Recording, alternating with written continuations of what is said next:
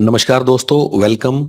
UGC net commerce code 08 का paper जो कि जून 2024 साइकिल के लिए हुआ था, जो कि 3 सितंबर 2024 को हुआ।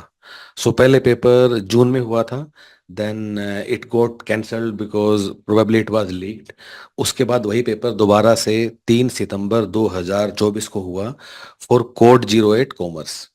आज हम लोग क्या करेंगे, इस वाले पेपर का will go through the detailed solution. Welcome, I am from human peritus और मेरे साथ मीता मैम है जो कि इस वाले पेपर को मेरे साथ सोल्व करेंगी। Hello everyone.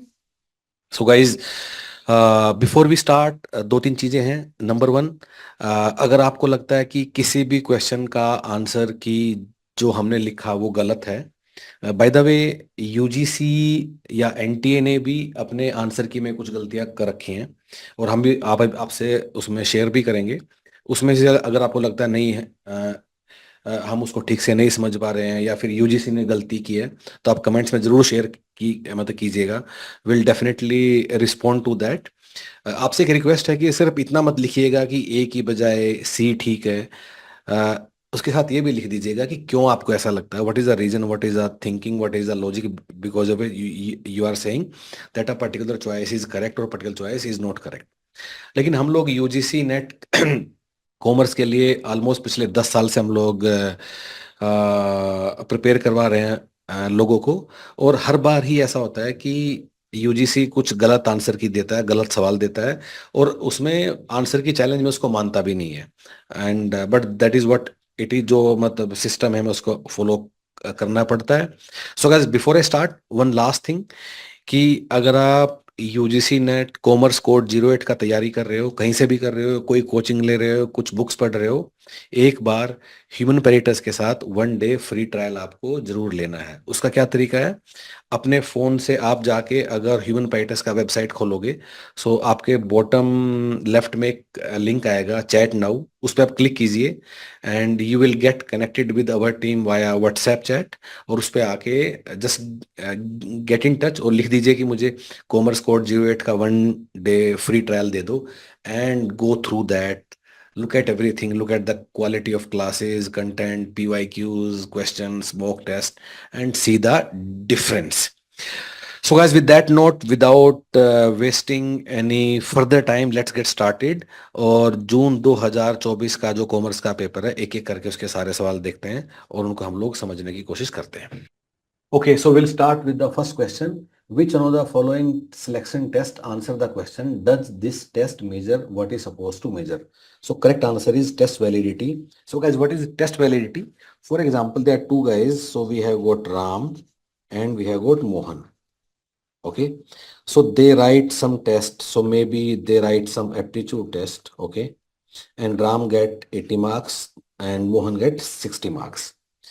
So a test will have a test validity when if Ram is scoring higher marks than Mohan in aptitude test, then does it mean that Ram is actually better in at Ram is actually better at aptitude in comparison to Mohan? So higher score should mean that that person is actually better in that field or that aspect for which the test was design. ऐसा नहीं होना चाहिए कि test में तो उसने ज्यादा marks कर लिया पर एक्चुअली उसको नॉलेज नहीं है उस चीज का। This is known as test validity, which is the correct answer, which is option D. Guys, income elasticity हमें निकालनी है। How do we measure the income elasticity? Income elasticity is given by percentage change in quantity demanded. Why there is a percentage change? Because of change in income. ठीक है। Guys, पहले quantity 150 litre per month थी, अब 165 हो गया। What is percentage change? And पहले income थी 20,000, अब वो हो चुकी है 22,000। What is percentage change? 10% divide by 10%। Correct answer is option 1। Next one. Which of the following is correct assumption of law of diminishing return to variable input? Guys, what is this law? कि जैसे ही हम उस variable input को हम लोग बढ़ाते हैं, so what does this mean, कि जैसे वेरिएबल इनपुट को हम लोग बढ़ाएंगे, सो जो टोटल आउटपुट है that will increase first but then it starts decreasing. This is known as law of diminishing return of the variable input. Now which is the following. अब जो इसमें जो हमने जो मतलब अजम्पशंस दिया है, so first one is labor and capital are only variable input. This is wrong. Why? Because labor is variable, capital is fixed. Second, units of labor and capital are homogeneous. ये भी गलत है, सिर्फ labour homogeneous होगा. State of technology is not given, बिल्कुल गलत. State of technology is given and last option is correct, therefore D is the right answer. So guys, stat से सवाल है, पॉजिटिवली स्क्यूड नेगेटिवली स्क्यूड क्या होता है. सो काफी इसको हम लोग स्टैट्स के पहले चैप्टर में हम लोग इसको समझते हैं. So if this is like this then it is what, if this is like this then it is negatively skewed. और अगर ये so this is what, this is negatively skewed. और अगर ये ऐसे होता है, ऐसे जाके फिर ऐसे, then it is positively skewed. So इसका मतलब है A should go with 3 and D should go with 2. बाकी आप लोग मैच कर लीजिएगा. Correct answer is option A. Which of the following are economic factors of an environment? A economic है, बिल्कुल ठीक है. बी सोशो कल्चर, बिल्कुल नहीं. सी इकोनॉमिक पॉलिसीज, बिल्कुल ठीक है. डी एजुकेशनल नहीं. स्ट्रक्चरल इक्विलिब्रियम, ये भी ठीक है. So A, C and E, correct answer is option B. Which of the following are assumption of Gordon dividend capitalization model? So what is Gordon model? According to that, the price is given by EPS, EP earning per share, EPS into 1 minus retention ratio, KE minus B into R. So this is how this model is given. अब गए जो इसकी assumptions हैं, तो बाकी सब ठीक है, इसमें बी और डी गलत है. बी क्या, cost of capital is less than growth rate.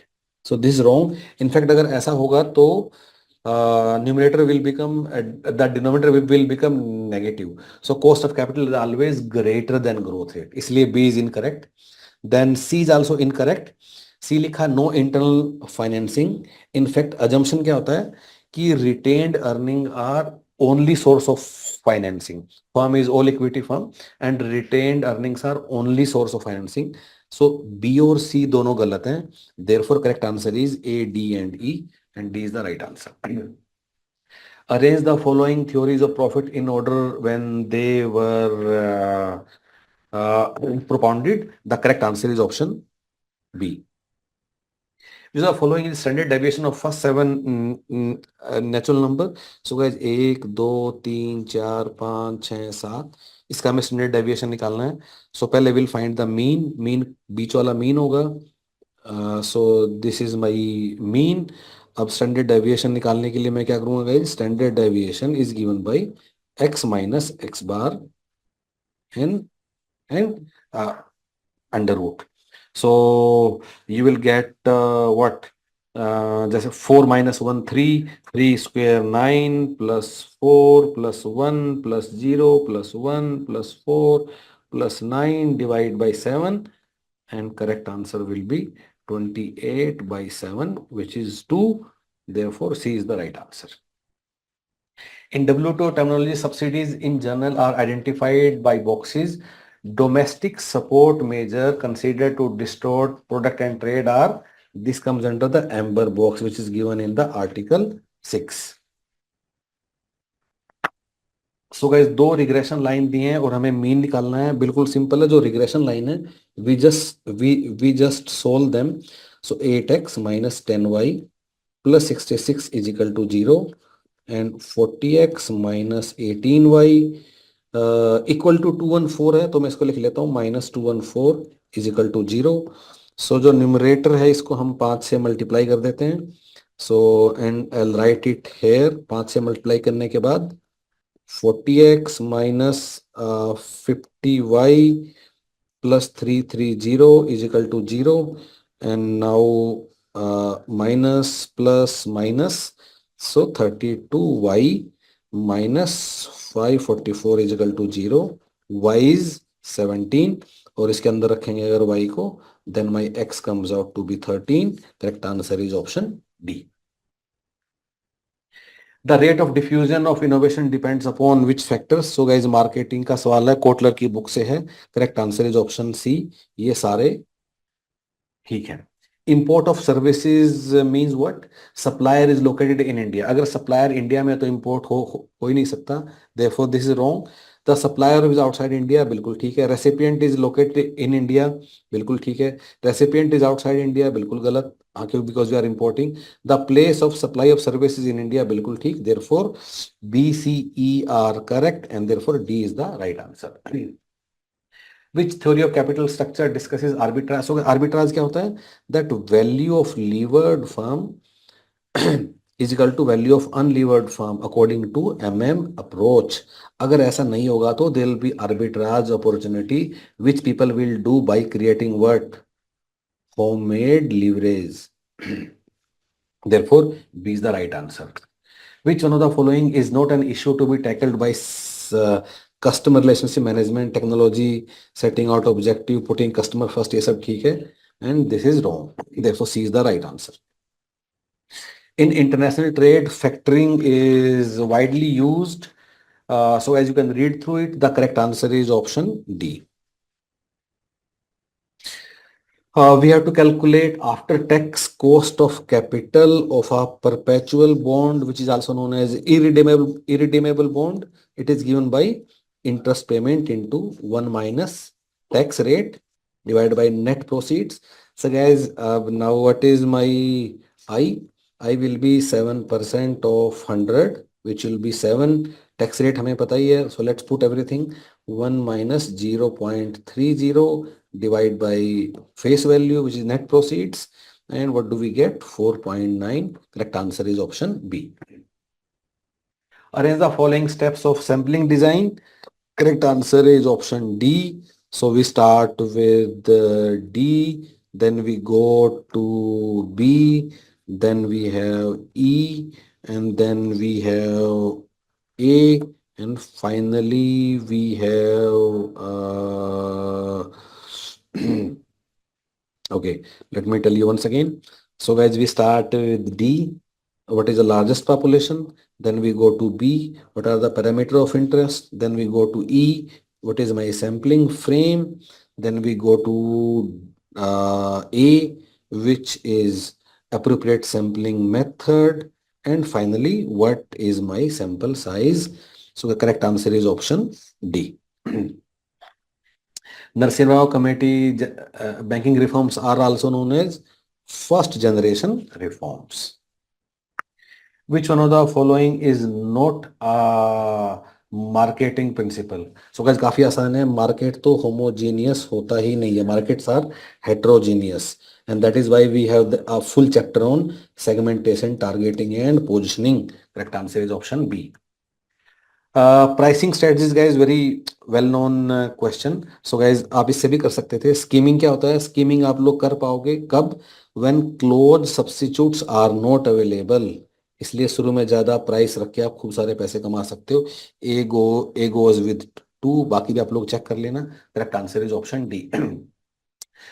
For the purpose of capital budgeting, following are taken in consideration in computing cash flows. So guys, correct answer is option A. अब guys ये जो सवाल है ना, ये सवाल है, और ये इसका आंसर की भी as per UGC the answer key is D, which is incorrect. सबसे पहली बात तो लेस देन तो वैसे नहीं हो सकता. क्यों नहीं हो सकता गाइज? इसको थोड़ा थोड़ा अगर आप समझना चाहो why I am saying it is wrong, बाकी आप लोग कमेंट्स में जरूर बताना. So guys, what is my null hypothesis? Mu1 minus mu2. I am comparing means of two populations is greater than 0. Alternate hypothesis is what? Mu1 minus mu2 is greater than 0.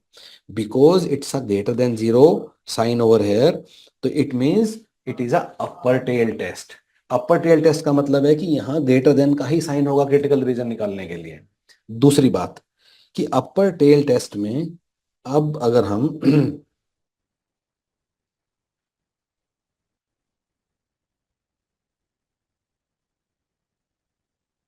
so this is upper tail test, this is my critical region. Ab now wherever my alpha is 0.10, it means this area is what, 10%. If this area is 10%, then the z value over here is not 1.64 but 1.28. इसका मतलब है इसका correct answer होना चाहिए था z is greater than 1.28, and that is why I'm saying that all options are wrong and ये सवाल ideally drop हो जाना चाहिए था, पर एज यू नो कि कभी अपने मिस्टेक तो एक्सेप्ट करते नहीं है एनटीए वाले। And but do do write in the comments की if my understanding is right, जो इस सवाल के लिए मैंने आप लोगों को मतलब बताया। आगे बढ़ते हैं। सो गाइस ऑपरेटिंग साइकिल में सबसे पहले ऑपरेटिंग साइकिल ऑफ हमें सबसे पहले क्या होता है, पहले अपना रॉ मटेरियल, उसके बाद WIP, उसके बाद फिनिश्ड गुड, उसके बाद रिसीवेबल, और finally payable deferred period. Correct answer is option B. RBI permitted commercial paper when, Vaghul committee जो कि बनी थी 1989 में। So guys now look at this, थोड़ा सा समझने वाला सवाल है ये। So what is value of a stock और price of a stock? So guys value of stock is given by whatever EPS we are expecting divided by capitalization rate plus whatever growth value, or we can say value of growth which we are expecting in future. So हमें क्या दिया हुआ guys, this is 80, this is EPS which you have to calculate, capitalization rate is 0.15 plus 20। अगर इसको आप लोग solve करोगे your EPS will come out to be ₹9। Correct answer is option D. WTO and 8th Ministerial Conference adopted a decision to allow member to waive provisions of Article 2 most favored nation treatment of GATS to allow granting of preferential treatment to services, and so which countries? It was done for the least developed countries, LDC. Arrange the following steps of activity based costing. Correct answer is option A. Which of the following is value added function? So guys, Exim का जो main function है that is providing financing and credit. So these are main functions, and export marketing is like supplementary or additional function. Correct answer is option D. Selling price is given, variable cost is given, fixed cost is given, break even, so break even नहीं हमें निकालना है वो कितना cell होगा जहां पे मैं 84,000 का प्रॉफिट में कमा लूंगा। So guys that required sale will be nothing but, पहले मैं अपना फिक्स कॉस्ट कवर करूंगा प्लस माय टारगेट प्रॉफिट जो मैं कमाने की कोशिश कर रहा हूं divide by contribution, rather per unit contribution to be more precise. तो फिक्स कॉस्ट है मेरा 60,000, 80,000 मुझे प्रॉफिट चाहिए, and per unit contribution will be what, जो मेरा selling price per unit and variable cost per unit. इसको सिंप्लीफाई कर लेना। Correct answer is option A. A is the right answer. In which of the following ratios the share capital of RRB is prescribed to the central government, state government, and sponsoring back? So guys, what is this ratio? This is 50, 15, and 35, which is option 50, 15, and 35. Sorry, which is option D. Again capital budgeting से सवाल है और इसकी हमें values निकालनी थी। So guys what is my IRR? IRR that IRR is that rate जहां present value of all cash inflows equal to present value of all cash outflows. So my C goes with 1 which is in option 1 only, और बाकी भी आप लोग पढ़ के कर सकते हो। A is the right answer. Which of the following refers the need to be part of the customer to be satisfied by the service? Correct answer is option A, service benefits 48. Correct answer is A. Which of the following social factor influence consumer buying behavior? So guys, which are the social factors? So social factors are reference groups and Kotler से उठा के ये वाला सवाल हमें दिया हुआ, and their roles assumed. Correct answer is option B. Anyway, these are cultural.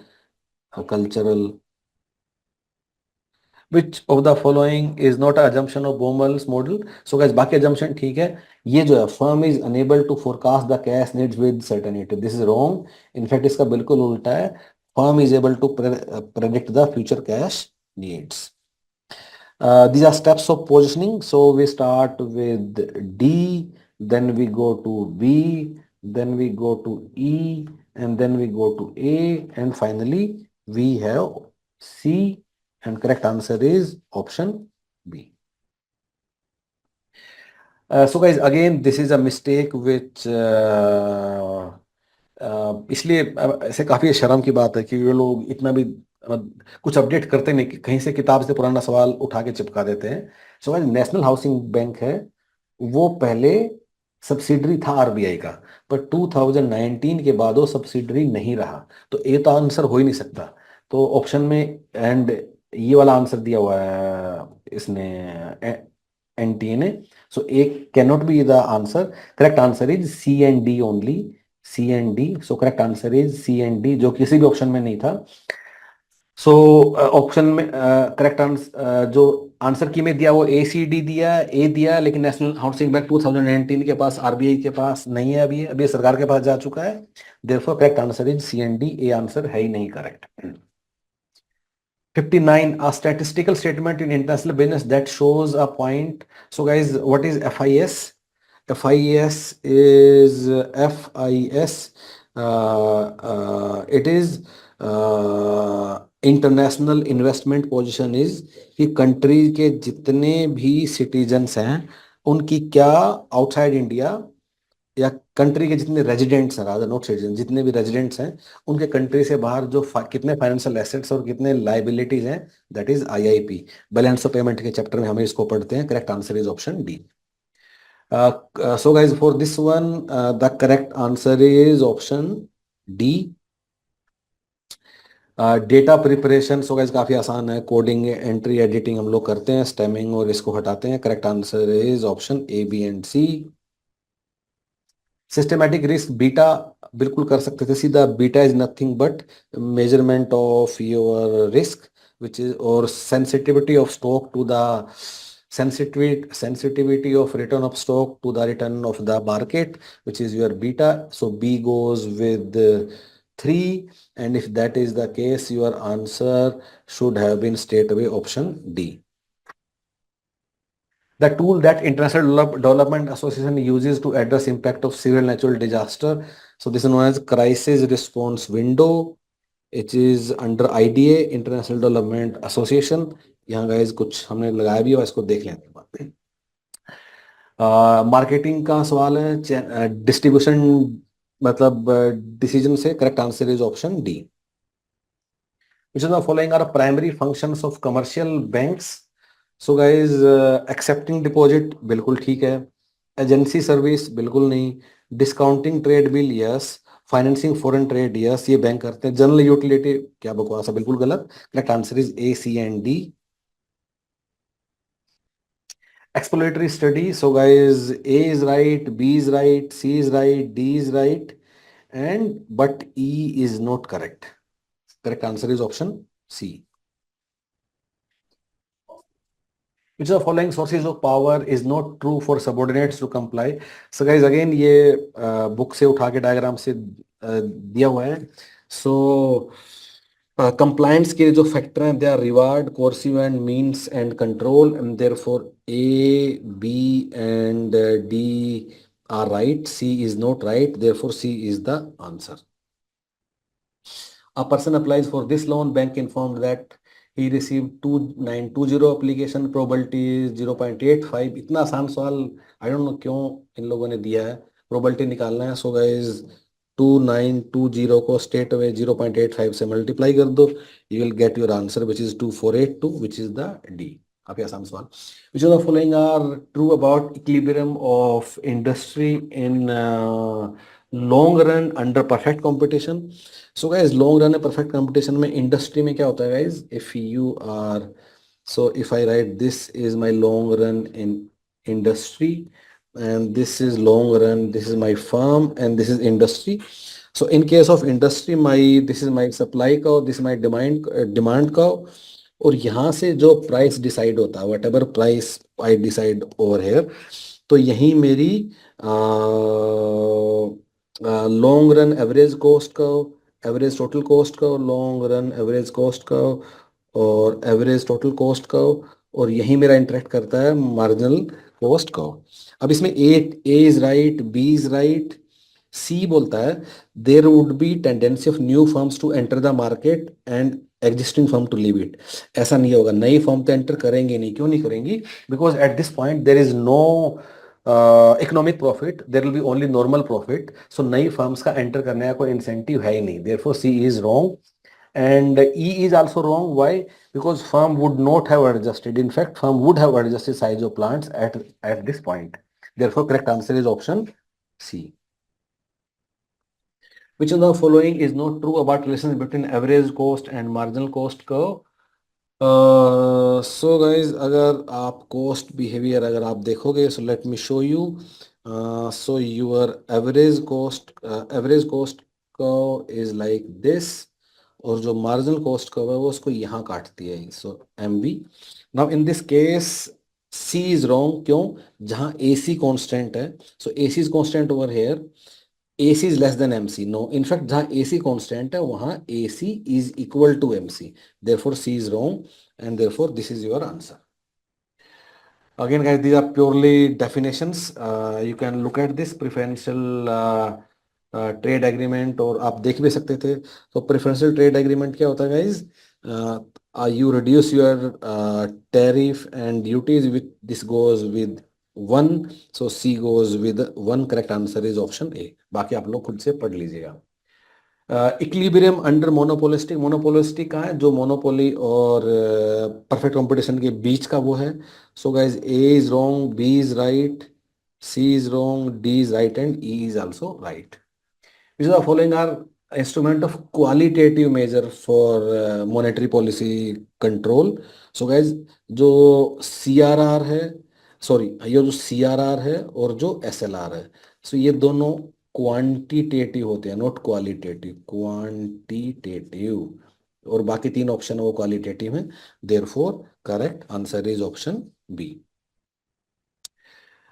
Theories of international investment, जो मार्केट इम्परफेक्शन आप स्ट्रेट अवे फिगर आउट कर सकते थे from the keyword which is my oligopolistic industries. Therefore C would have gone with 1.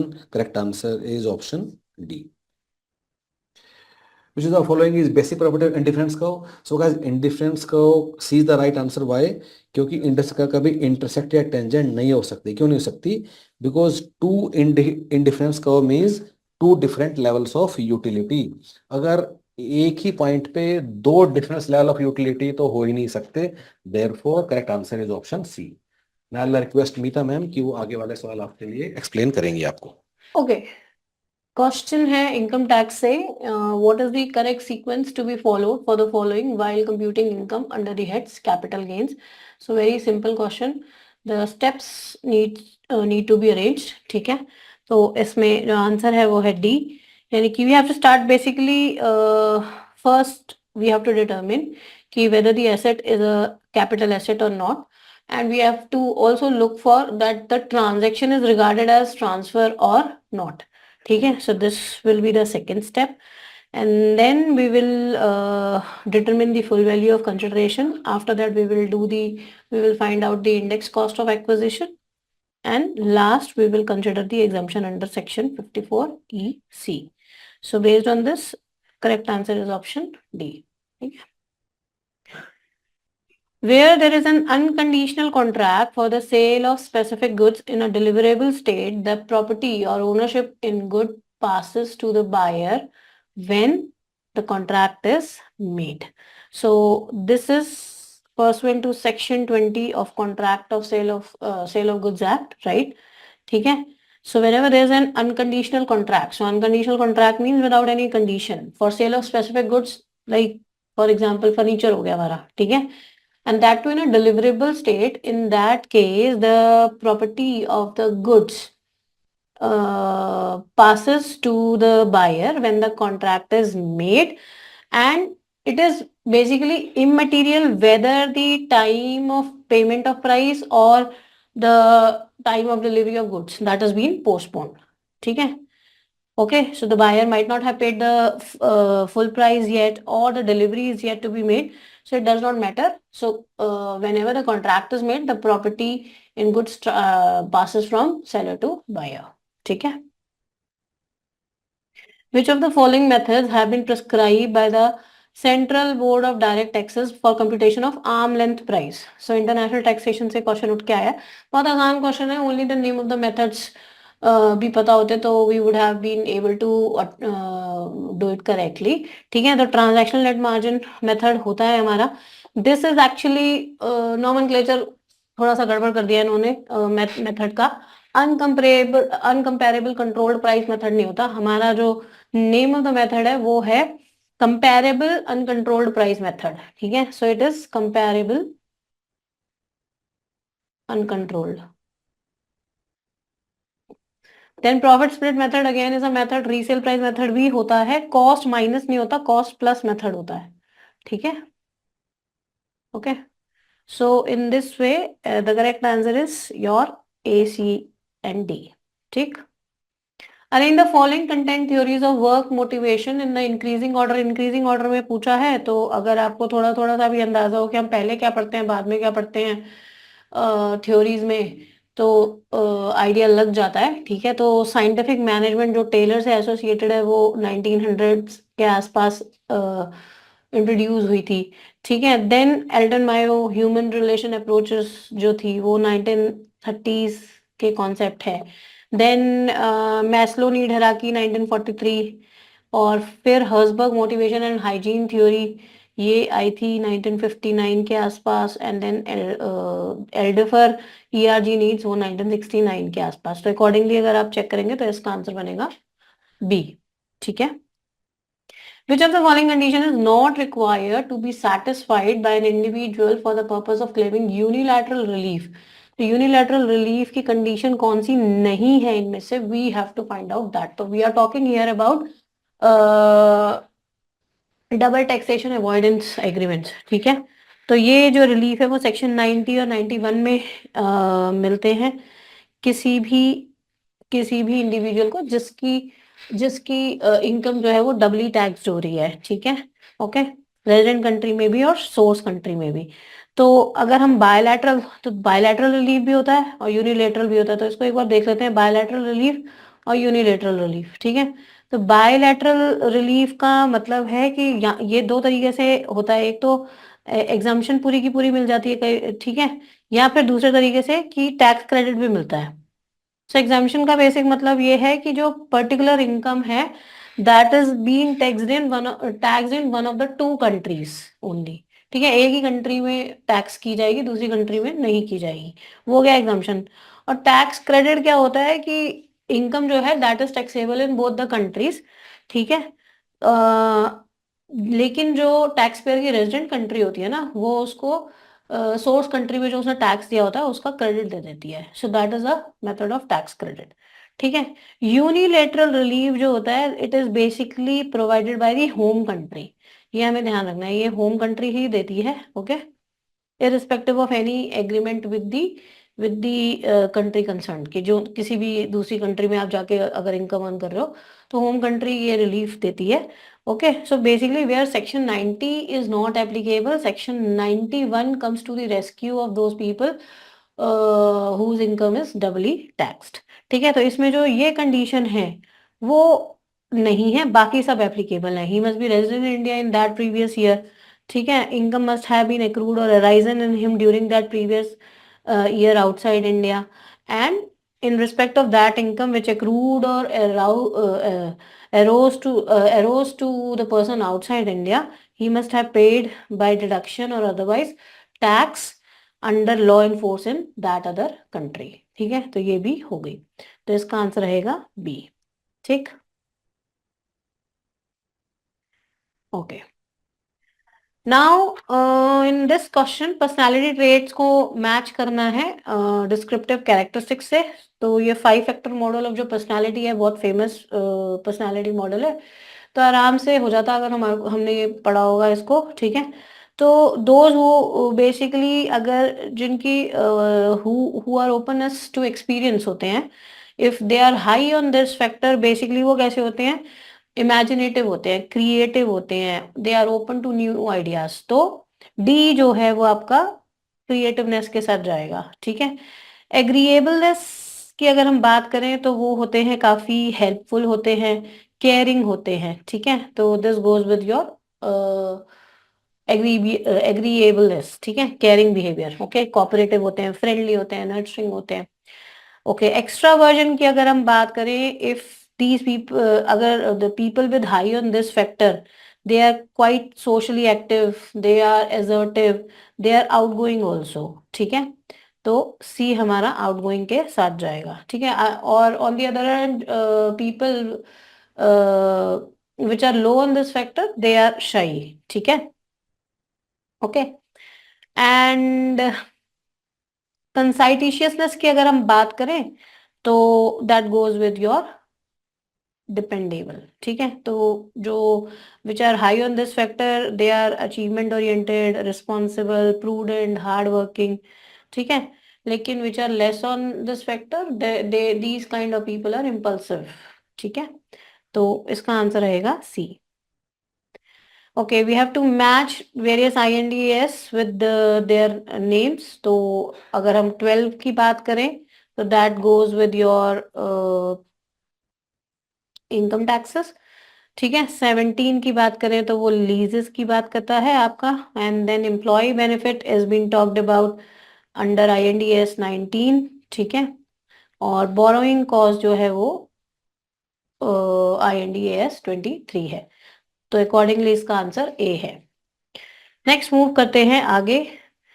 Okay, macro level organization stresses दिए हुए हैं, ठीक है, on one side, and we have to match them up with their examples. तो आप देखो, जो figure मैंने यहाँ पर डाली हुई है, इसमें जॉब स्ट्रेसेस दिए हुए हैं, ठीक है। And we can classify them based on their administrative policies में फॉल करते हैं, या ऑर्गेनाइजेशन स्ट्रक्चर और डिजाइन की वजह से जॉब स्ट्रेस होते हैं, या प्रोसेसेस की वजह से होंगे, या वर्किंग कंडीशंस की वजह से होंगे। So these are the examples which are given under various types of job stresses. तो अगर आप मैच करोगे तो एडमिनिस्ट्रेटिव पॉलिसीज में आपको यहाँ पे दिख जाएगा, that is merit pay plans, जो कि हमारे क्वेश्चन में भी है। So this goes with A. और अगर हम यहाँ पर देखते हैं, no opportunity for promotion, no opportunity for advancement, तो ये हमारा ऑर्गेनाइजेशनल स्ट्रक्चर एंड डिजाइन की वजह से है। प्रोसेसेस वाले में कौन सा इन्होंने उठा के दिया, lack of participation in decisions, ठीक है।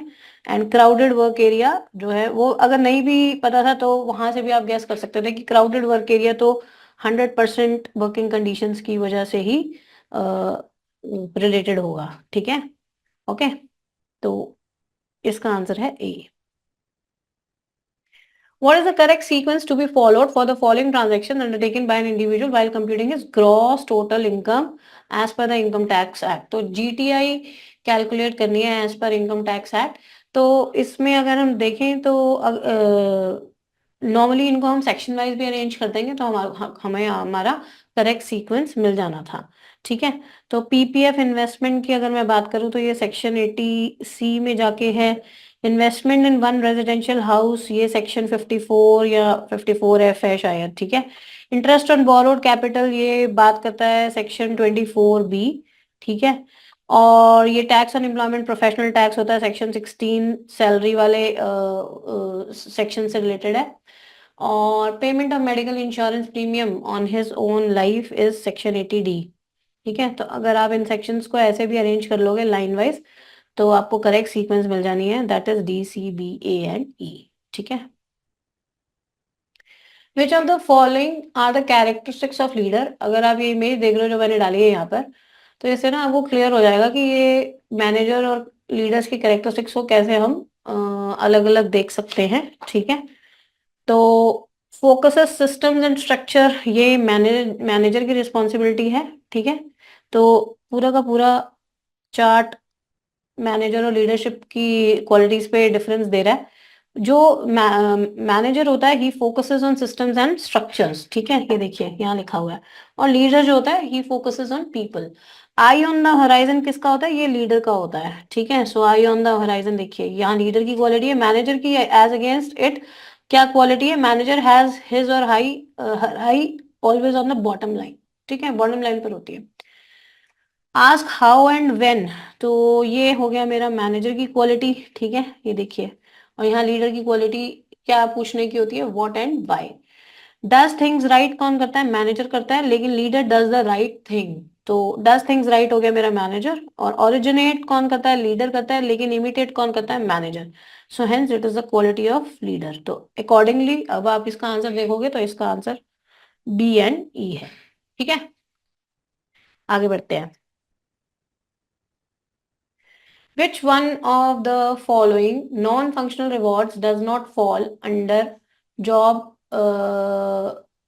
design category? तो flexible hours, participation in decision, flexible breaks, ये सारे फॉल करते हैं, जबकि complement of work progress that does not fall under job design category. तो इसका आंसर है ए, ठीक है। ओके, अब हम में बहुत सिंपल सा क्वेश्चन दिया हुआ है कि इंस्टीट्यूशन हैं और उनकी फैक्चुअल इंफॉर्मेशन पूछी गई है बेसिकली। तो एनएचबी अगर हम बात करें तो ये आया है हमारा, दिस इज योर एनएचबी 9 जुलाई 1988, ठीक है। और इडबीआई डीबीआई कब है आपका, 1 जुलाई 1964, ठीक है। और then we have SIDBI, SIDBI कब आया है, 2 अप्रैल 1990, ठीक है। एंड फाइनली आईएफसीआई कब है, that is 1 July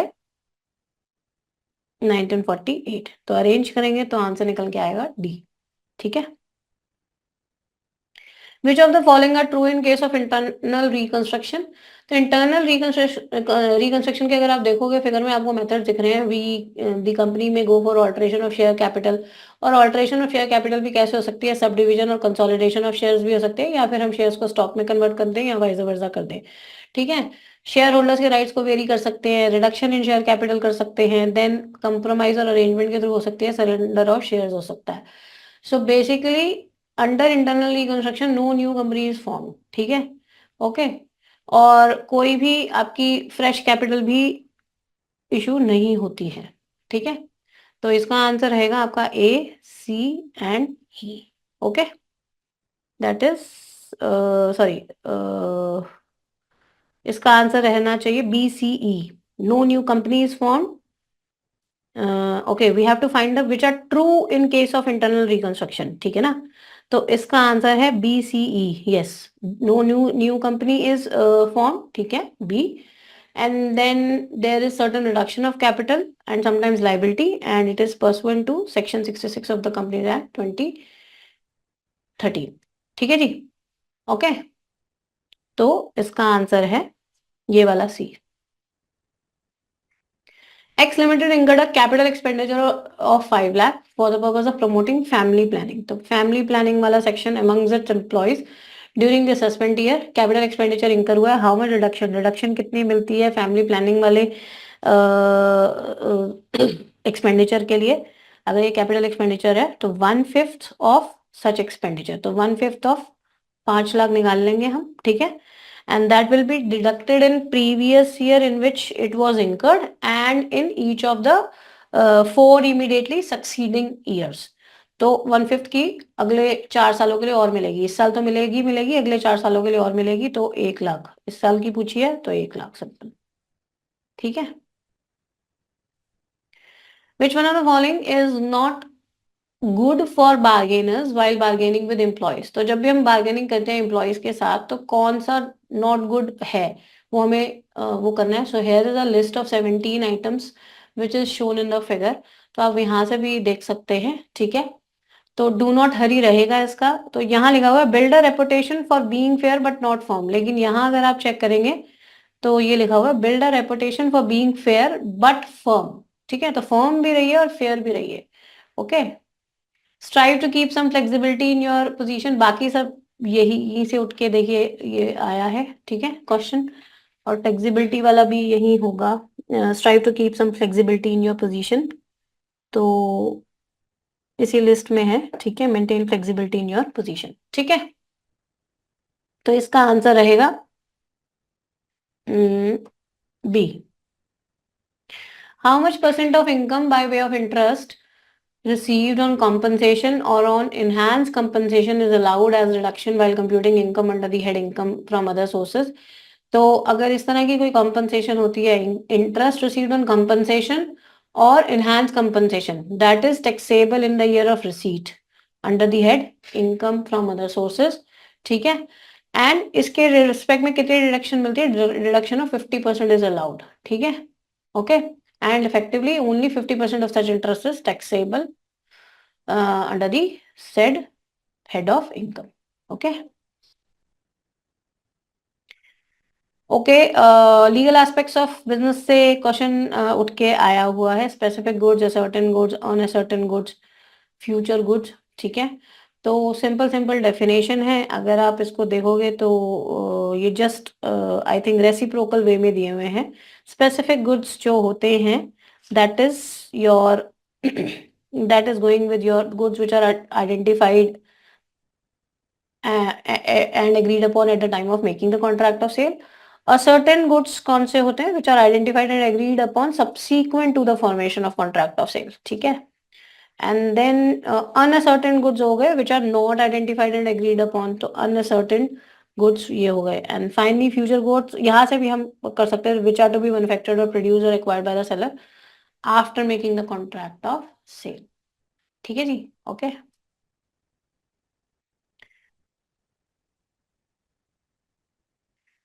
Which of the following are true about digital signature under Information Technology Act 2000? A digital signature is an electronic signature, right? ठीक है, they are accepted globally, ये भी सही है। Each vendor has to make his own standard to regulate digital signature. No, this is wrong. This is false statement.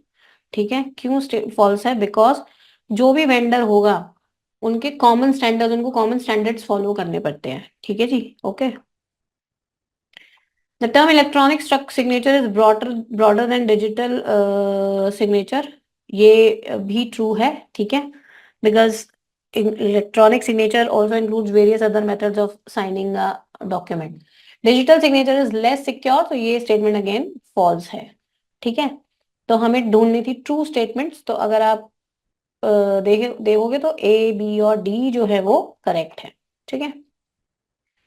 Arrange the following steps for the incorporation of a new LLP in the correct order। तो LLP अगर आप अच्छे से करके गए हैं, छोटा सा टॉपिक है लेकिन अच्छे से करके गए हैं, तो आप देखिए दो क्वेश्चन LLP पे आए हुए हैं, एक और है अभी, ठीक है।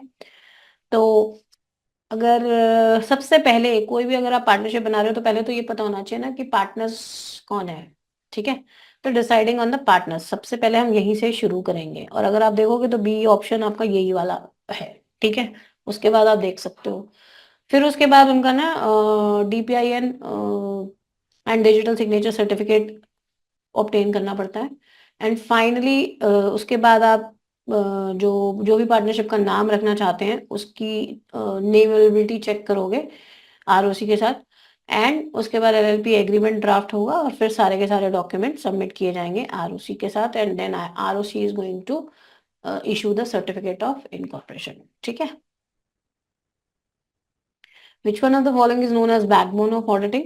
तो अगर आप सारी वो देखोगे तो ऑडिटिंग जो बेसिक टास्क है ना, जो आर्टिकल्स भी जाके ऑडिटर के अंदर जो आर्टिकल्स लगे होते हैं वो सबसे पहले काम क्या शुरू करते हैं? वाउचिंग से शुरू करते हैं कि वाउचर्स चेक करते हैं कि जो सोर्स डॉक्यूमेंट है उससे प्रॉपरली एंट्री सही हुई है या नहीं हुई है, एक एक चीज, ठीक है।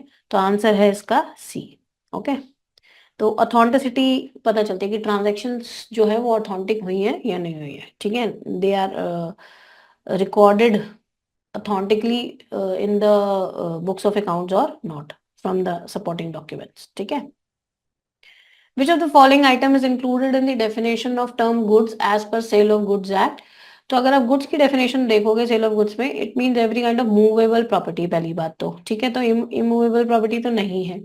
Other than actionable claims and money, इसका मतलब एक्शनेबल क्लेम्स और मनी भी एक्सक्लूडेड हो गया गुड्स की डेफिनेशन से, तो ये भी गया, now we are left with two of the options, purchase of lottery tickets and the degree of court of law. तो अगर आप जुडिशियल प्रोनाउंसमेंट भी देखोगे तो जो degree of court of law है, जो डिसीजन देती है कोर्ट अपना, ठीक है, वो भी गुड्स की डेफिनेशन में कवर किया गया है। लेकिन जो परचेज ऑफ लॉटरी टिकट्स है that is being treated as actionable claims only, ठीक है, तो which can be claim only out of court action, ठीक है। तो ये जो है एक्शनेबल क्लेम की उसमें ही डेफिनेशन में आता है, तो इसका आंसर रहेगा B. Okay, degree of court of law. Which of the following are cases of fund flow. तो जब मैंने मैनेजमेंट का पेपर भी डिस्कस किया था उसमें भी इस तरह का क्वेश्चन आए हुए थे, तो सिंपली मैंने वहां पर भी आपको बताया था कि फंड फ्लो का मतलब क्या है, चेंज इन वर्किंग कैपिटल, ठीक है। तो whenever there are transaction which involve current accounts, transaction among current accounts only, अगर ट्रांजेक्शन हो रही हैं ऐसी, कौन कौन सी ट्रांजेक्शन, मतलब जो कि इन बिटवीन करंट अकाउंट्स हो रही है। करंट अकाउंट्स का मतलब है जैसे कि the transaction is taking place और it depicts the movement in two current assets और टू करंट लाइबिलिटीज, और वन करंट एसेट और वन वन करंट लाइबिलिटी। तो अगर इनमें मूवमेंट हो रही है तो ये जो ट्रांजेक्शन हैं वो आपकी, they do not affect the flow of funds. Similarly, whenever there are transactions among two non current accounts, ठीक है, टू नॉन करंट एसेट्स में हो रही है जैसे, ठीक है, तो नॉन करंट अकाउंट्स में भी अगर मूवमेंट हो रही है सिंपली, तो ये भी आपके फंड फ्लो को इफेक्ट नहीं करती हैं। जैसे if there is a movement in between two non current assets, ठीक है, टू नॉन करंट लाइबिलिटीज, या एक नॉन करंट एसेट है दूसरा लॉन्ग टर्म लाइबिलिटी है, तो they are not going to effect the fund flow. But अगर ऐसी ट्रांजेक्शन्स हैं जो कि आपकी in between current and non current account है, तो वो that is definitely going to effect the fund flow, ठीक है। तो अब एग्जांपल्स देख लेते हैं जो इन्होंने दिया हुआ है। पेमेंट ऑफ ट्रेड क्रेडिटर्स, तो ट्रेड क्रेडिटर्स एक तरफ आपके ट्रेड क्रेडिटर्स हैं यानी कि करंट लाइबिलिटीज है, और एक तरफ आपका फिक्स्ड एसेट है, तो यानी कि ये इसमें फॉल करेगा, तो ए तो definitely that is going to effect the working capital और flow of funds. Cash collection from debtors में दोनों ही करंट एसेट की बात हो रही है, तो ये इसमें फॉल कर गया, तो इसलिए नहीं होगा ये, ठीक है। Purchase of furniture bye issue of bills payable, तो अगर आप इसका एक तरफ देखिए फिक्स एसेट है, ठीक है, नॉन करंट है, और एक तरफ करंट है, तो इसका मतलब this is also going to affect the flow of funds. Payment of long term loan by cash, तो कैश आपका हो गया करंट एसेट, और लॉन्ग टर्म लोन एक तरफ से हो गया आपका नॉन करंट एसेट, ठीक है जी, नॉन करंट लाइबिलिटी में मूवमेंट हो रही है आपकी, तो डी भी आपका आंसर में रहेगा, ठीक है। और बिल्स पेबल और कैश अगेन एक तरफ करंट लाइबिलिटी है और एक तरफ करंट एसेट है, तो again this is not going to affect the flow of funds. तो कौन कौन से तीन हो गए आपके, ए सी और डी, ठीक है। अब अगेन सिंपल डेफिनेशन आई हुई है नेगोशिएबल इंस्ट्रूमेंट से, डिफरेंट टाइप्स ऑफ इंस्ट्रूमेंट्स और बिल्स की। तो अगर आप देखोगे यहाँ से, अगर आपको कुछ भी नहीं अंदाजा हो ना, तो आप ये देख लो फिक्टिशियस बिल जो है, फिक्टिशियस बिल का मतलब क्या है, जो फेक बिल होगा, मैन the name of the drawer, drawer का नाम, पेई का नाम, both are fake in the, और both are fake in the bill, तो ड्रॉअर का नाम, पेई का या दोनों का नाम अगर फेक है बिल में, तो वो कहलाता है फिक्टिशियस बिल। तो D goes with your two, और डी टू है जो आपका वो सी में ही है। अगर एक भी पता हो नाम से भी अगर आप समझ जाओ, तो बाकी अगर आप देख सकते हो इनक्योर जो होते हैं वो होते हैं आपके इनकम्प्लीट इंस्ट्रूमेंट्स होते हैं, ठीक है। और एम्बिगुअस जो होते हैं, जब हमारे को फॉल्टी ड्राफ्टिंग की वजह से we are not able to deduce whether it is a bills of exchange और प्रो नोट, तो दे आर एम्बिगुअस। और एस्क्रो हो गए जब when they are delivered conditionally for a specific purpose as a collateral security, ठीक है, clear है। तो इसका आंसर रहेगा सी।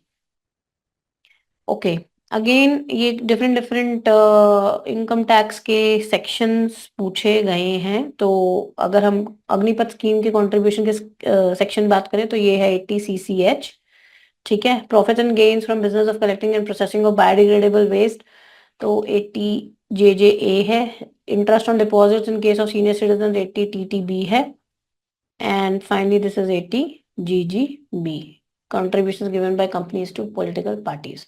तो अकॉर्डिंगली इसका आंसर ए है.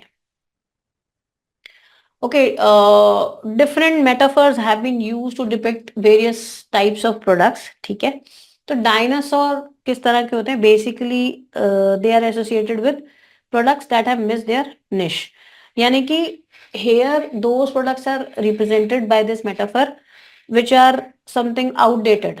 ठीक है, या फिर they could not adapt to the changes. Okay, flamingo की बात करें तो ये होते हैं ब्यूटीफुल बट अनसेलेबल.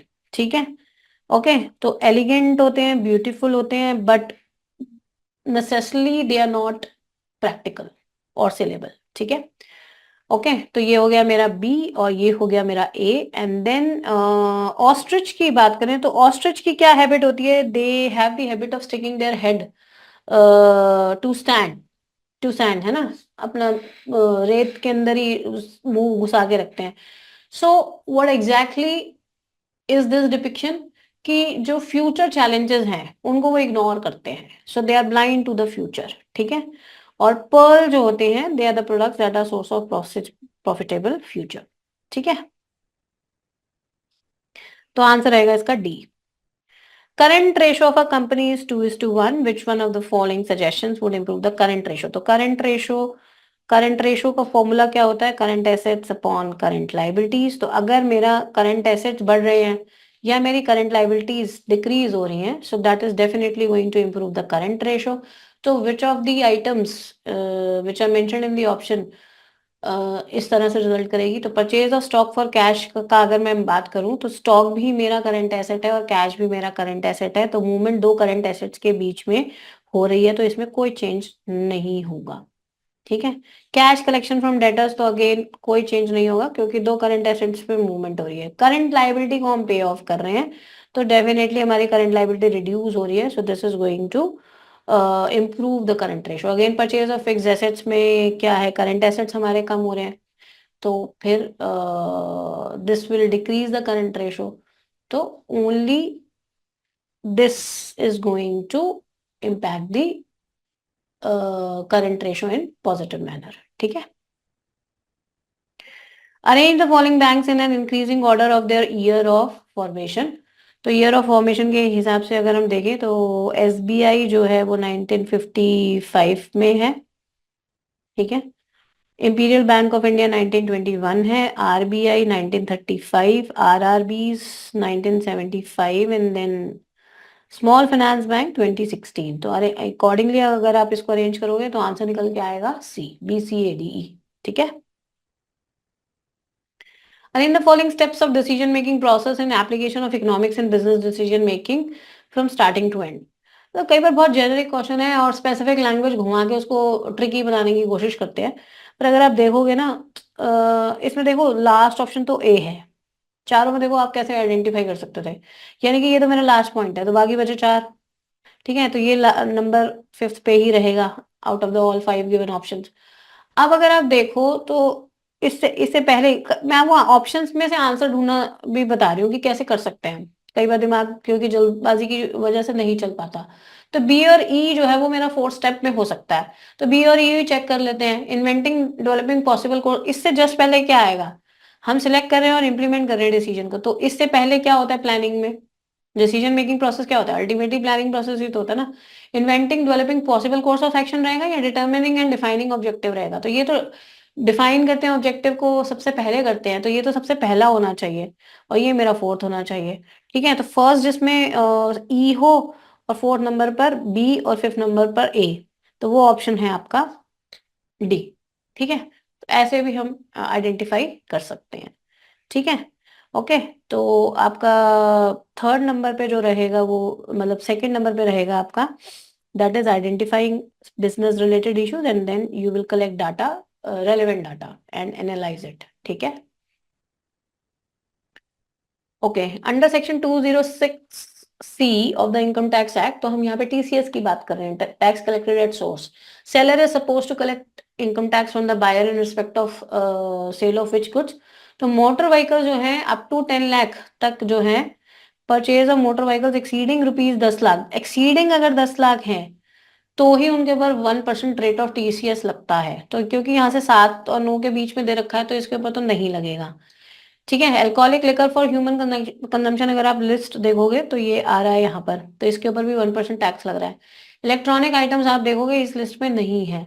ओके, तो ये भी आपका कंसिडर नहीं होगा। Timber obtained under a forest lease, ठीक है। मिनरल बींग्स कोल और लिग्नाइट, तो मिनरल्स कहाँ हैं आपके, ये रहे, ठीक है। ओके, तो इसका आंसर रहेगा बी डी एंड ई, यानी कि बी डी एंड ई, ठीक है।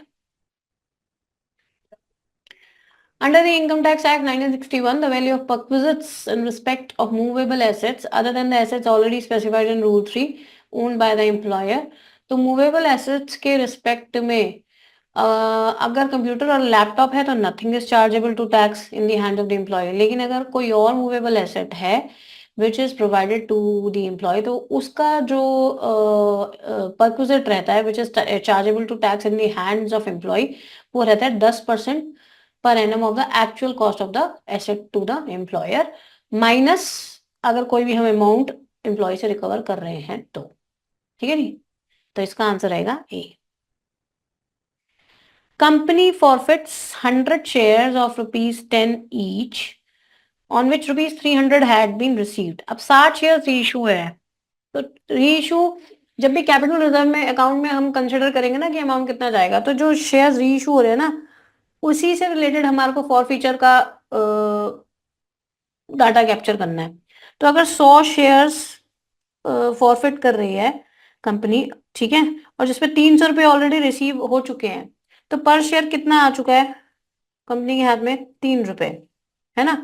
तो 60 शेयर रीइशू करें ना तो हम यहाँ पर 60 की ही कहानी को आगे चलाएंगे, 100 नहीं लेंगे, ठीक है। तो 60 शेयर्स के ऊपर ₹3 के हिसाब से कितना हुआ, दैट इज ₹180, ठीक है। तो ये आपका क्रेडिट में जाएगा, share for future account credit में जाएगा इतने से, ठीक है।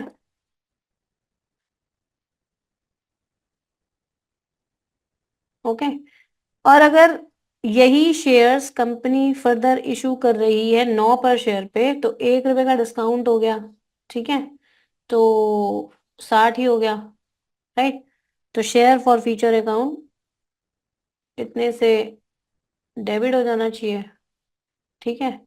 उसके बाद जितना इसका डिफरेंस होता है, जो डिफरेंस है वो आपका जाएगा कैपिटल रिजर्व में, ठीक है। कितना जाएगा, 180 माइनस 60 दैट इज 120, ठीक है। Okay, next. ओके, इनके प्रपाउंडर्स के नाम है एक लिस्ट में और एक तरफ valuation of human resource approach है। तो हिस्टोरिकल जो दी है इनके, इनसे रिलेटेड है ब्रमिट, फ्लेमहोट्स एंड पायल, ठीक है। This goes with A. Replacement के साथ रेनेसिस लिकर्ट है, ठीक है। Okay, so this goes with B. Opportunity cost वाले जो हैं वो हिकमैन एंड जॉन्स हैं, एंड स्टैंडर्ड कॉस्ट से जो रिलेटेड है वो है डेविड वॉटसन, ठीक है। अकॉर्डिंगली आंसर है D. Arrange the following financial institution in the increasing order of their date of establishment, increasing order में करना है। तो नबार्ड जो आए हैं वो 12 जुलाई 1982 है, 1982 है, ये 1 जनवरी 1982 है, एंड देन यूटीआई 1963 में है, ये 1990 में है, देन 1957 में है। तो आप इसके अकॉर्डिंगली अगर अरेंज करेंगे तो आंसर रहेगा डी, ठीक है। Arrange the given prefatory information submodules into a sequence to form a long management report। Long management report में किस तरह से ये पेजेस अरेंज होते हैं, तो सबसे पहले आता है letter of transmittal. Letter of transmittal क्या होता है, कवर लेटर को बोलते हैं, ठीक है। तो कवर लेटर में बेसिकली हम क्या करते हैं, हमेशा it is use to introduce the report, और जो भी है कंटेक्स्ट प्रोवाइड करते हैं हम इसमें, है ना। उसके बाद टाइटल पेज रहेगा, तो फर्स्ट नंबर पे letter of transmittal, then title page जिसमें रिपोर्ट का टाइटल होगा, डेट होगी, ऑथर का नाम होगा, देन आता है आपका authorisation statement. Authorisation statement basically it provides details related to who authorises the report, या फिर उसका पर्पस क्या है, ठीक है। एंड देन फाइनली योर, उसके बाद अगर सेकंड लास्ट स्टेप देखें तो एग्जीक्यूटिव समरी, जो कि ये प्रोवाइड करती है, ब्रीफ ओवरव्यू देती है ऑफ द रिपोर्ट्स की पॉइंट्स, ठीक है। And finally table of contents रहते हैं, जो कि एक तरह का इंडेक्स पेज होता है जो नेविगेशन के काम आता है आपका, ठीक है। ओके, तो आंसर रहेगा इसका सी।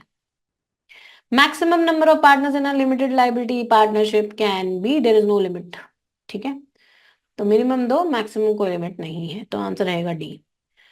Okay, which of the following antecedent conditions explain inter group conflicts. तो कौन कौन से इंटर ग्रुप कॉन्फ्लिक्ट को जस्टिफाई कर रही है, तो अगर आप देखोगे यहाँ पर लिखा हुआ है, so competition for resources, task interdependence, हालांकि यहाँ पे टास्क इंडिपेंडेंस दे दिया है इन्होंने, टास्क इंटरडिपेंडेंस है ये, ठीक है। jurisdictional ambiguity and status struggles, they have been identified for explaining intergroup conflict, ठीक है। तो पर्सनल डिफरेंसेस नहीं रहेगा आंसर में, ओके। और बी रहेगा, रोल इनकम्पैटिबिलिटी भी नहीं रहेगा, टास्क इंडिपेंडेंस को लेकर चल लेते हैं, और jurisdictional ambiguity, ठीक है। ओके, और इनको अवॉइड करने के जो हमारे 4 स्टेजेस हैं वो कौन कौन से होते हैं, avoidance, diffusion, containment and confrontation, ठीक है। ओके, तो आंसर रहेगा D. Which of the following cases undue influence is presume. तो जब हम इंडियन कॉन्ट्रैक्ट एक्ट पढ़ते हैं तो वहां पर हम फ्री कंसेंट पे ये पढ़ते हैं कि when the consent is affected by undue influence, so it is not a free consent, ठीक है। तो अनड्यू इन्फ्लुएंस कुछ केसेस में प्रिज्यूम किया जाता है और कुछ केसेस में प्रूव करना होता है। तो out of the 4 options given in the question, parent and child के केस में undue influence is presume, so there is no onus of proving it. It is always presumed in the relationship of parent and child that there will be a undue influence. ठीक है, तो answer रहेगा D.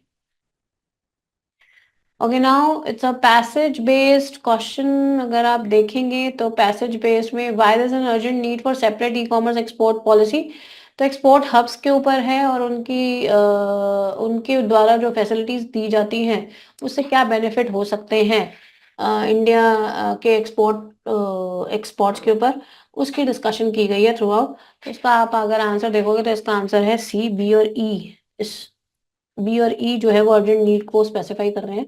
Cross border e commerce ने बहुत ज़्यादा significantly gain किया है memento, इसलिए। और ई कॉमर्स एक्सपोर्ट, तो ये नेक्स्ट पॉइंट है, ठीक है, ये वाला नेक्स्ट पॉइंट है। E commerce export can be manage with existing logistic hubs, ठीक है। सॉरी, इसका ये जो बी एंड ई है, बी एंड डी नहीं है, तो ये डी है, तो ई वाला अगर आप देखोगे तो let me raise this, okay. So एक तो बी रहेगा और एक आपका ये वाला ई रहेगा, ठीक है। E commerce exports need a combination of facilities including warehousing, processing, returns, repacking, ठीक है। ओके, आगे बढ़ते हैं। E commerce export hub can offer which of the following agglomeration benefits for exporters. तो अगर आप ये वाली लाइन भी देखोगे ना तो हमें यहाँ पे मिल जाएगा, दैट इज, यहाँ पे सारा ये डाटा दिया हुआ है। Repacking and labelling of products, ठीक है। And substantial decrease in upfront cost incurred in exports, interconnection of logistics, तो इंटरकनेक्शन ऑफ लॉजिस्टिक्स की भी बात की गई है यहाँ पर, ठीक है। तो ए बी सी है, डी और ई के बारे में बात नहीं की। अब आप कह सकते हो कि यहाँ लिखा हुआ कस्टम क्लियरेंस ऑफ कार्गो, लेकिन एग्जाम्पशन की बात नहीं हुई है यहाँ, ये बोल रहा है फास्टर कस्टम क्लियरेंस हो सकती है उससे, लेकिन एग्जाम्पशन की कहीं बात नहीं हो रही, इसके डी इसका आंसर नहीं रहना चाहिए, ठीक है। और आई थिंक ये जो क्वेश्चन पेपर में भी मिस्टेक थी कि ये दोबारा से इन्होंने सी में भी घुसा दिया कस्टम क्लियरेंस एग्जाम्पशन, डी वाला पोर्शन। मैंने पेपर में भी चेक किया था तो ऐसा नहीं है, सिर्फ इंटरकनेक्शन ऑफ लॉजिस्टिक्स होना चाहिए था आइडली यहाँ पर, ठीक है। एश्योर्ड एक्सपोर्ट ऑर्डर्स ये भी कहीं मेंशन नहीं है, तो डी और ई नहीं है इसमें, ठीक है। India's export through online platforms in comparison to China in 2022-2023 was, तो अगर आप यहाँ देखोगे चाइना से कंपैरिजन किया हुआ है, तो अगर इंडिया का 8 से 10 बिलियन दिया हुआ है तो 9 मान के चल लेते हैं एवरेज, और 300 दिया हुआ है चाइना का, तो इसकी आप परसेंटेज निकालोगे तो 3% आ जाना चाहिए, ठीक है। ओके,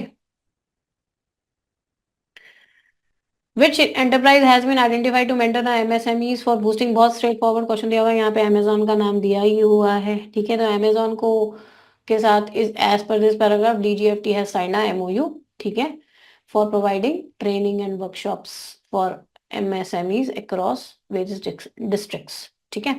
तो अमेजोन रहेगा इसका आंसर। तो which of the following statement the correct based on export related details given in the passage? तो बहुत ही अगर आप देखोगे तो यहाँ लिखा हुआ है, ये वाली जो स्टेटमेंट है ना, इंडिया सर्विस एक्सपोर्ट डिक्लाइन, तो ये दोनों उल्टी दी हुई है, ए और ई, ठीक है। यहाँ पे देखिए इंडिया सर्विस एक्सपोर्ट इंक्रीज्ड, यहाँ पे लिखा हुआ इंक्रीज, जबकि यहाँ दिया हुआ डिक्लाइन, और इसी के आगे लिखा हुआ है व्हाइल मर्केंडाइज एक्सपोर्ट डिक्लाइन, यहाँ लिखा हुआ है मर्केंडाइज एक्सपोर्ट इंक्रीज। तो ये दोनों गलत हैं, बाकी तीनों स्टेटमेंट अगर आप देखोगे तो सब सही है। India export through online platform is less then, तो ये हमने पढ़ा ही है कि चाइना से कम है ऑनलाइन एक्सपोर्ट प्लेटफॉर्म से जो एक्सपोर्ट हो रहा है। Amazon targets to double or more than double its exports, तो यहाँ पे लिखा हुआ है Amazon का लिखा हुआ है it aims to achieve its ambitious target $20 billion by next year, ठीक है। अभी कितना है? Amazon सरपास $8 बिलियन, तो अभी सरपास कर चुका है $8 बिलियन, लेकिन अचीव करना चाह रहा है कितना? $20, तो मोर देन डबल ही हो गया ना, तो ये भी स्टेटमेंट सही है, ठीक है। More than 20% of the goods in e commerce are re imported, ये यहाँ लिखा हुआ है about 25% of the goods in, तो मोर देन 20% ही हो गया, तो ये दोनों तीनों स्टेटमेंट करेक्ट है, ठीक है। The availability of coal stock with power plants this year is approximately dash more than it was 2 years ago. तो इसका आंसर क्या रहेगा? सिंपल सा यहाँ पे लिखा ही हुआ है, पैसेज अब चेंज हो गया है, नया पैसेज आ गया है, नेशनल पावर डिमांड के ऊपर आ गया है, कुछ कुछ renewable sources non renewable sources के ऊपर पैराग्राफ है। तो अगर आप इसमें देखोगे तो पहली लाइन में लिखा हुआ है कि कितना परसेंट 2022 से इंक्रीज हुआ है, more than 25% more than last year और 71% more than in 2022। तो अभी एट प्रेजेंट कितना है? 250 गीगावाट, ठीक है, ओके। तो इसका आंसर है 70%। Which of the following statement is true? Industrial sector pollute more than coal based thermal power plants, the chronic। अगर आप देखोगे ना ये सारी स्टेटमेंट में से एक स्टेटमेंट जो है वो एज इट इज उठ के पैसेज में से आई हुई है, यहाँ पे देखिए ये लिखा हुआ है। So coal reform 3.0 with the broad objective of reducing imports to zero in the next 2 financial years। तो ये ट्रू स्टेटमेंट है, बाकी तीनों इनकरेक्ट है, ठीक है। Out of the total installed power capacity, the installed capacity of fossil power, तो non fossil power दे रखी है, नॉन फॉसिल पावर अगर 45.3% दी हुई है, तो फॉसिल पावर कितनी हो गई? इसको माइनस करेंगे 100 में से, तो 54.7 होना चाहिए आंसर, ठीक है। Which of the following power sources have limitation of storage capacity? तो यहाँ पर लिखा हुआ है the absence of viable storage technologies has limited grid offtake from renewable resources। तो renewable sources जो हैं उनके लिए storage capacity की limitation है, तो wind, solar and hydel। तो आंसर रहेगा इसका C and D, ठीक है। मतलब अगर क्या बताना क्या है हमारे को, किन की लिमिटेशन है? विंड, सोलर और हाइडल, मतलब फॉसल्स वालों की जो रिन्यूएबल सोर्सेज हैं उनकी जो है स्टोरेज कैपेसिटी लिमिटेड है। तो विंड, सोलर और हाइड्रोल, इसका आंसर रहना चाहिए ए, बी एंड ई, ठीक है।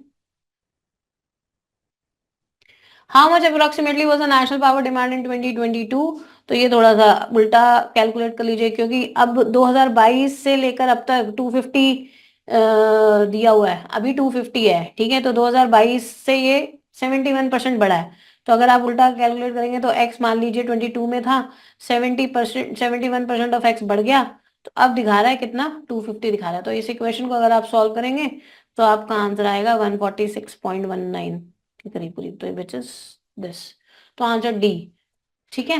तो thank you so much, with this we are signing off. I hope the answers are very clear. Thank you so much once again।